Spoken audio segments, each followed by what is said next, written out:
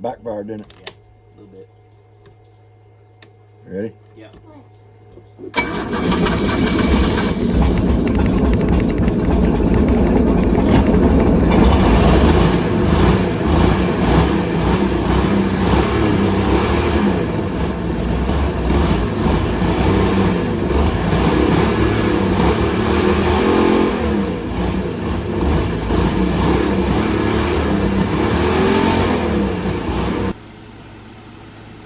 What's up, everybody? Thought I'd do an update this week on where we are with the boat situation. If you caught our last video, we purchased a vintage 1979 Dixie Boat Works, 18 foot. It's got a GM 250 inline 6 motor in it. Actually Mercrusier, but GM built those motors for them. But anyway, we kind of been piloting with that thing this week. Spent about 3.5 days, I guess, messing around with it, and the man we bought it from, I think he shot us a line of crap. He told us a lot of things that I mean, after going through what we did this week, we know it was false. But anyway, I'll show you right quick. Frankenstein's alive, man. She's alive. Check it out. Anyway, as you can see, she's running. Not running well, but she's running. We didn't have any of that to start with. The man told us that there had been two previous guys came by and looked at it, and they actually crunk it and run it, and and gave us this excuse and that excuse. Oh, one of them just wanted the outdrive on it and might come back for it. I don't think he crunk it. As a matter of fact, that thing hasn't been crunk in probably at least a year, maybe 2. But it was turning over. We put an old battery of mine on it, and it was turning over, but we just weren't getting anything. We weren't getting any fire. We weren't getting fuel. Several things going on. But as we went through it over a few days, we just kind of backstepped. And being that we're not familiar with those motors, we kind of backstepped and kind of educated ourselves some on it. So went back through. Initially we were worried about sparks, so of course we pulled spark plugs and checked for fire. We were getting faint here and there, but it wasn't really well. So of course we checked the coil, we checked, and we went ahead and got the timing figured out, what the timing was supposed to be. And we went back through, and we went and picked up a distributor cap and a button. I was contemplating the points. Oddly enough, well, not oddly, but actually a benefit for us. We got to digging around. Of course, we don't have a lot of. We've got like a West Marine, probably 60 miles from here or so. Even though we have a big major lake below us, we don't necessarily have a lot of suppliers for parts. Dug around online, of course, we could find some stuff here and there. It's kind of like, well, this is a GM 250. This motor was put in a lot of vehicles back in the day, so we just kind of went to the parts stores and referenced a GM 250 and say an old C10, 1979. So we were able to pick up some of these simple parts that don't necessarily have to be marine grade. So we found a local distributor cap. We found a rotor button. They did have the points. We didn't change those just yet because I got in there and fiddled with them a little bit. And the condenser and all that. I was kind of thinking they were probably okay. But anyway, yeah, we came back and we went through all that. We put all that stuff in there, and then fired it some and worked with it a little bit. Still wasn't getting too much. We were getting a little fuel drip around the top of the carb that we were concerned about, and that actually had us fooled into thinking it was actually drawing a little fuel. We had actually pulled the fuel line and was feeding it with a bottle to see if we were could get the fuel going to it, and it was leaking out a little bit around it. So we were like, okay, well, it must be pumping fuel. But come to find out, I believe it was Lee said that he believes it was just fuel that maybe had been sitting in the bowl on that thing. But because later on he did, I actually came home and he went ahead and spent a little extra time, a couple hours, and pulled the carb off and went through it a little bit. And but yeah, I mean we did various things trying to figure this thing out. At one point, we had even gotten to the point where he put his finger over the cylinder hole for the spark plugs. I'd bump it, and like 4 of the cylinders were like really hard. They were pushing his finger off, and we had 2 that wasn't hardly doing anything. So then we got concerned that either we had some piston rings or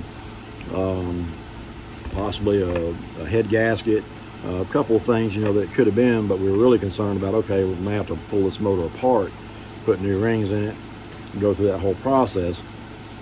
And but again, we were wasn't sure. It wasn't really pumping fuel up into the carburetor. We were getting a little bit dripping out, and we shot it with a little starting fluid, and it tried to it would try to catch a little bit, but then it wouldn't do anything.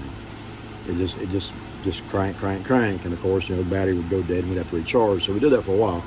But anyway, as of last night, as you saw in the video, it was almost dark. We had kind of resolved the fact, we're probably going to have to pull this thing apart, pull it out, take the tractor and the bucket and pick it up and get it out, and go through it. And I don't know, it's kind of got a wild hair, and I was like, what, if we're going to do all that, just hang on a minute. I said, get some gas, put in that damn carburetor. I said, you sit there and feed it, and I'm going to crank on this thing. We were worried about cranking on it too long because we did melt a battery post on one of the batteries, so it got really hot. But I said, damn the torpedoes, as they say. And as I told him, so one of the old sayings us old guys got, sometimes you got to blow the soot out of it. So yeah, as you can see in the video, I just get back here and feed that thing some damn fuel. We've almost had to start a few times. We went back through everything. I even went back in and got my feeler gauges, brought them over, and we got the points right on, like about 19 thousandths. We checked our timing. Our timing, we're about 9 degrees advanced, but that's still fine. We'll check it later, if it's running hot, but for the most part, that's probably pretty good. I think it's supposed to be at like 6 or 7 degrees. But anyway, yeah, so I got back there, I got up on the front, I said, you know what, damn it. I said, we're fixing to stop for David. I said, if that's what we're going to have to do, so let me wind on this damn thing, and we're just going to get a little rough with her, And so, yeah, I sat up there, as you can see in the video, I wound on it, and he fed some fuel to it. I started pumping the throttle on it. We made sure everybody was clear out of the way, out of the back, and no kids were around, nothing was around. We had the water hooked up to the outdrive, of course. As you can see in the video, just kept throttling the thing. There was a little sweet spot I could feel in there. Once I got that sweet spot, it could kind of hold it. She revved, she kept going. So, we've got a motor that's running, and I don't think there is a compression problem.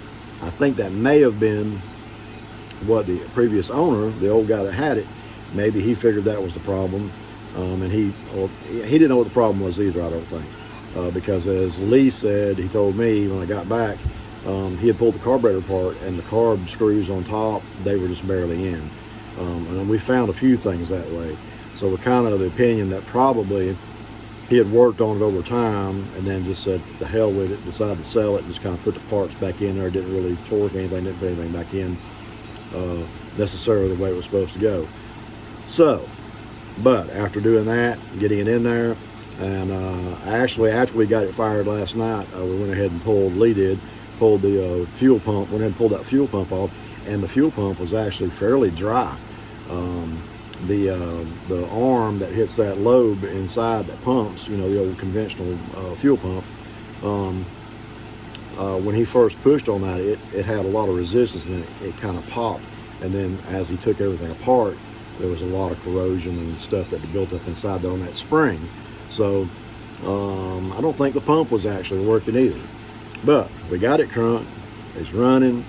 Now it's just a matter of tweaking everything, going through. But the main thing was we wanted to make sure that motor was going to run. And also, while that was going, he could see that the outdrive was turning. It was pumping water like it's supposed to, so the outdrive seems to be pretty good so far, even though we're going to have to go in and there are some parts we're going to go ahead and replace, a kit that he talked about in the previous video getting to get the out drive good and go so we don't sink.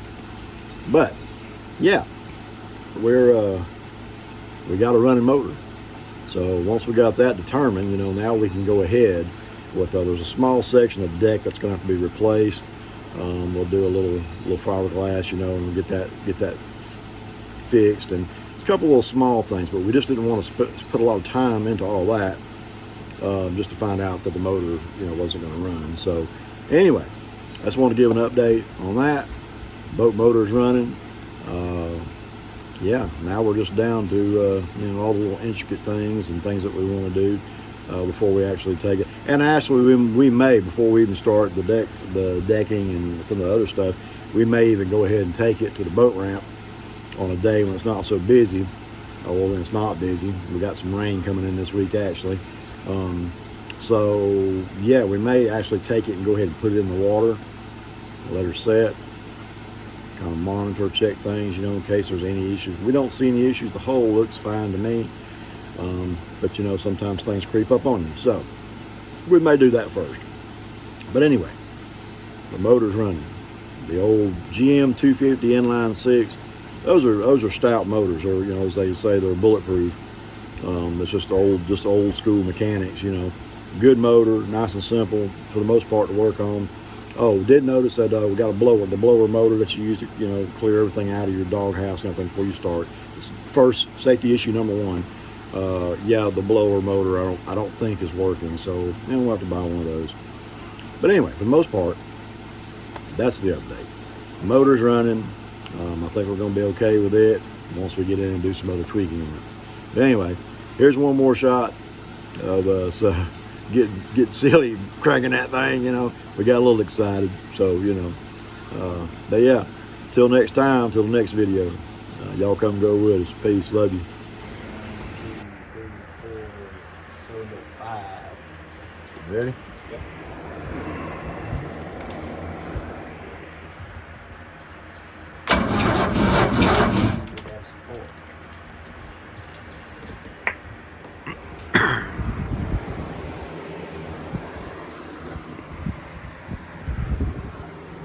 So we've been chasing down some firing issues.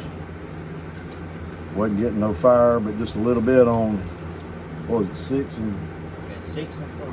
6 and 3 was getting fire. Which they fire at the same time, so it makes sense. Yeah, we checked, traced through the wires, the actual spark plug wires.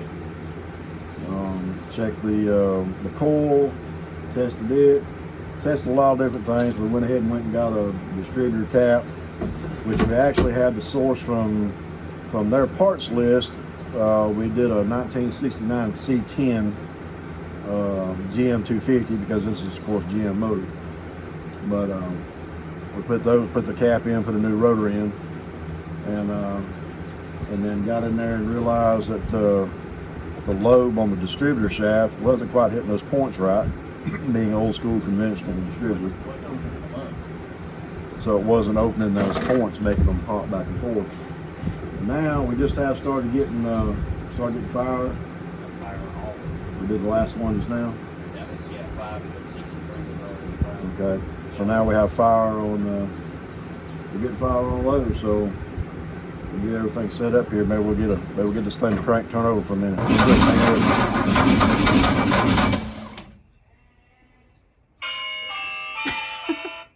Merry Christmas, everyone! And Angel will get his wings when we get this thing cranked. Yeah, go another quarter. Actually, go. Let's see, we're at a turn and a half. Yeah, right? So that's a quarter. Huh? That I just did a quarter. So it's a turn and 3/4? Yeah. Go one more quarter. That's 2. That makes 2 even? Yeah.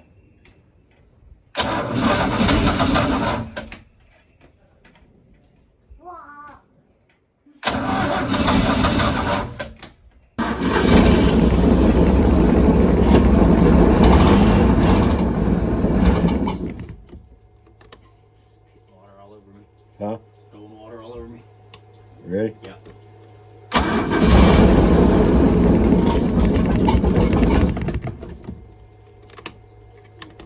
Yeah.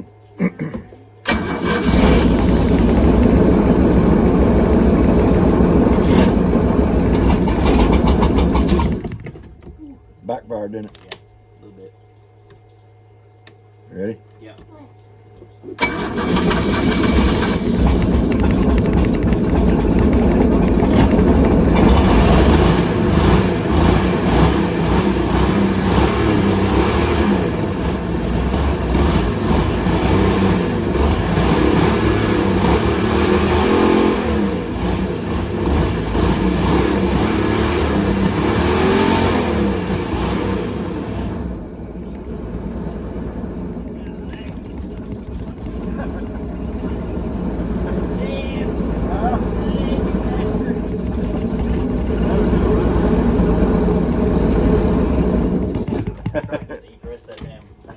Sucking the hell out of it. I wasn't when you was giving it throttle.